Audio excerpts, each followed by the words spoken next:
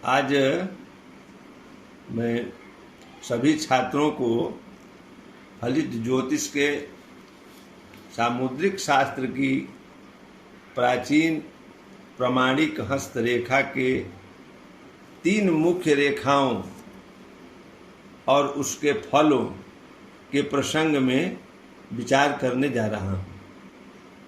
सर्वप्रथम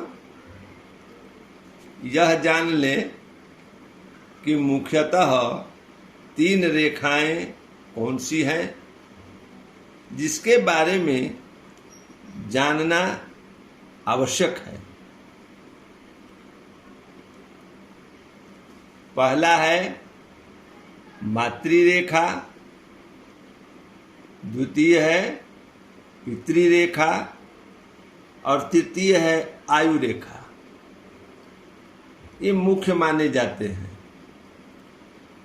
इन तीनों रेखाओं का फल अथवा आध्यात्मिक व्याख्या बतलाने जा रहा हूँ, जिसे आप लोग ध्यान से सुने। पहला मातृरेखा विचार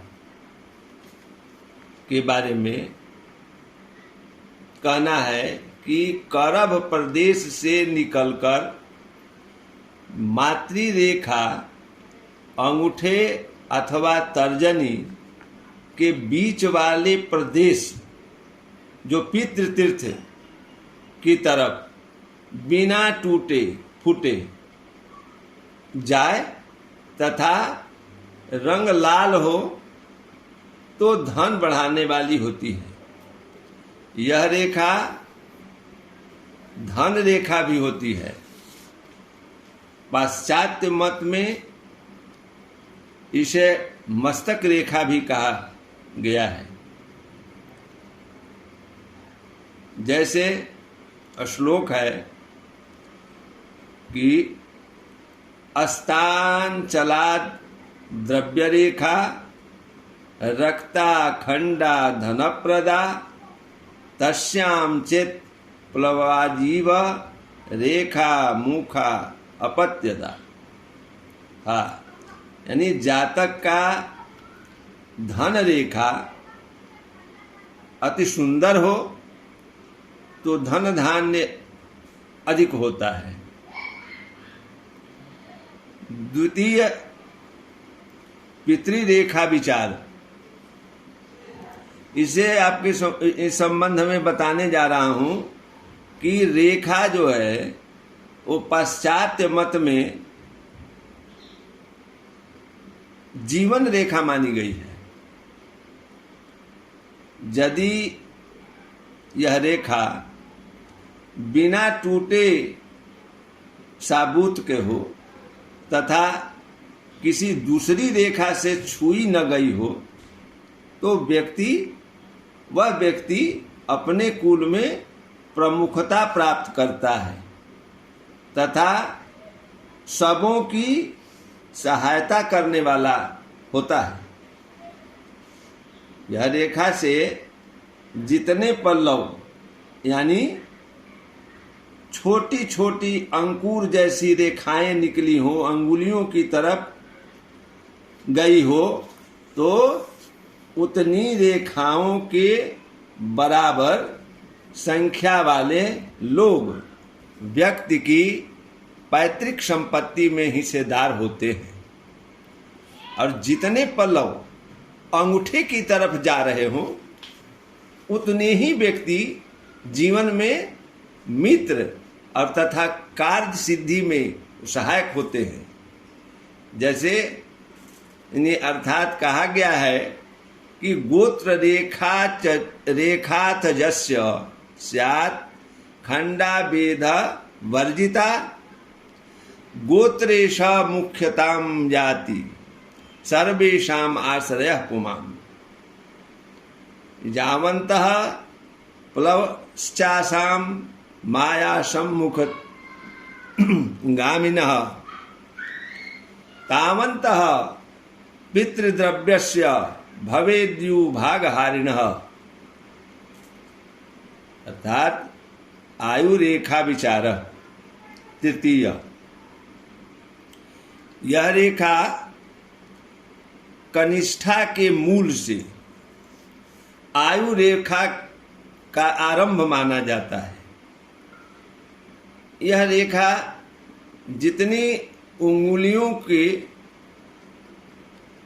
जड़ तक गई हो उतनी ही प्रमाणिक 25 वर्षों की आयु मानी जाती है और उसे माननी भी चाहिए। आशय यह है कि जितनी उंगलियों के नीचे से यह रेखा गुजरती हो उतनी संख्या से 25 को गुणा कर दीजिए और गुणा करने पर जो गुणनफल आए उतने वर्ष की आयु समझनी चाहिए। यदि तर्जनी मूल तक यह रेखा पहुंची हो तो 100 वर्ष की आयु मानी गई है और मध्यमा मूल से 75 वर्ष की आयु मानी गई है और अनामिका के मूल तक पहुंचने से उसे 50 वर्ष तथा कनिष्ठिका के मूल तक रहने से 25 वर्ष की आयु तक के तौर पर समझनी चाहिए। जिस व्यक्ति की आयु रेखा बिना टूटे फूटे तर्जनी के मूल तक चली जाए उस व्यक्ति की परम आयु 108 वर्ष की मानी गई है। इस प्रसंग में यदि हथेली बाईं ओर से आकर कोई टेढ़ी रेखा आयु रेखा को काटे तो जल से मृत्यु होती है और सीधी रेखा काटे तो शस्त्र के द्वारा या चोट के द्वारा उसकी मृत्यु होती है।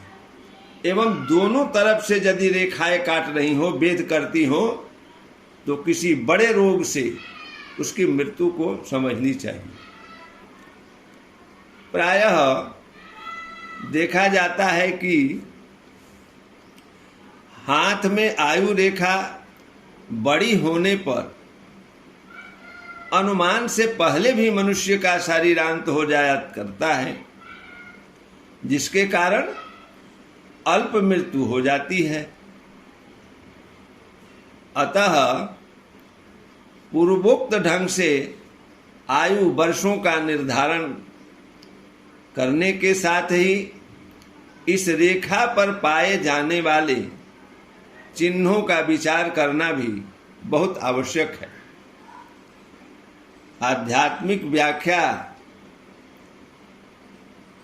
द्वारा हस्तरेखा में कहा गया है कि त्रयम चैत द्विस्वत्रयम उदाहृतम पितृरेखो ऊर्ध्वलोकः स्यात् मातृरेखा च मानवी पातालम आयुरेखा स्यात् ता दक्षिणा हस्तगा धातु मूलम तथा जीवम बामे चैता विपर्जयात। यानी अर्थ है कि तीनों रेखाएं ही एक तरह से तीनों लोकों की प्रतीक है। पितृरेखा जिसे ऊर्ध्व रेखा कहते हैं और मातृ रेखा को पृथ्वी लोक मानते हैं और आयु रेखा को पाताल लोक मानी जाती है। इस संदर्भ में केवल दाएं हाथ की रेखाओं का ही ग्रहण करना चाहिए। इन्हीं तीनों रेखाओं के बाएं हाथ में यदि क्रमशः धातु मूल अथवा जीव तथा दाएं हाथ में जीव अमूल अथवा धातु कहा जाता है, यह तीनों रेखाएं क्रमशः चर हैं, स्थिर हैं और द्विस्वभाव हैं। तीनों इसका स्वरूप वाली मानी गई है। ये तीनों रेखाओं के देवता क्रमानुसार ब्रह्मा है, एक विष्णु है और एक महेश है। ब्रह्मा, विष्णु और महेश इन्हें त्रिदैवत कहा गया है, का स्वरूप स्थान समझे जाते हैं। इतनी वार्ता हो गई।